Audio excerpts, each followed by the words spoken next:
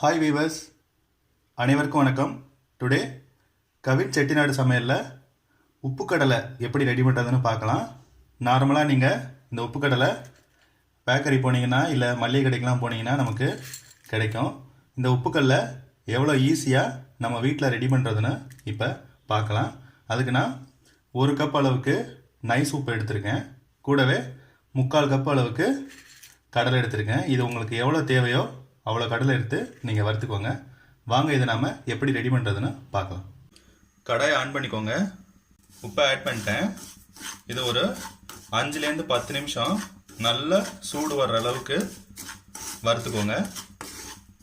So நல்லா சூடு வந்தால் தான் நமக்கு கடலை வந்துட்டு கொண்டக்கடலை வந்துட்டு நல்லா வெடித்து வரும். அது சூப்பராக இருக்கும்.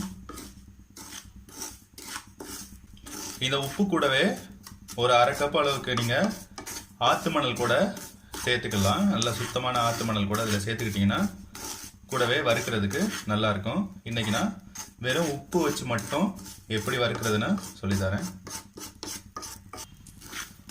நமக்கு 10 நிமிஷம் ஆயிடுச்சு. இப்போ நம்ம கொஞ்சமாக கடலையை போட்டு இதில் வறுக்கலாம். பாருங்கள், கடலையை நீங்கள் நல்லா மாடியில் காய வச்சு, வெயிலில் காய வச்சு, ஒரு நாள் நல்லா காய வச்சு இது மாதிரி வருங்க. ஏன்னா கடலை ஈரமாக இருந்ததுன்னா உங்களுக்கு பொரியாது. பாருங்கள், கடலை எவ்வளோ சூப்பராக வெடிச்சு வருதுன்னு பாருங்கள். நீ பாருங்கள். ஸோ அவ்வளோதான், நாம் இப்போ இதை எடுத்துடலாம்.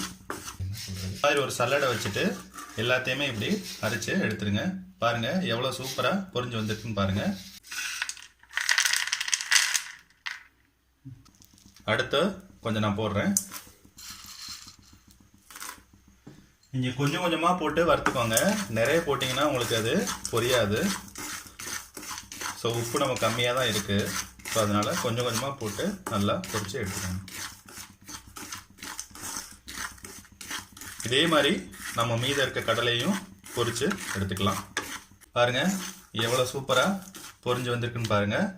ஸோ இது நல்லா பொரிஞ்சதுக்கப்புறம் இது மாதிரி சல்லடையில் அரைச்சி எடுத்துக்கோங்க.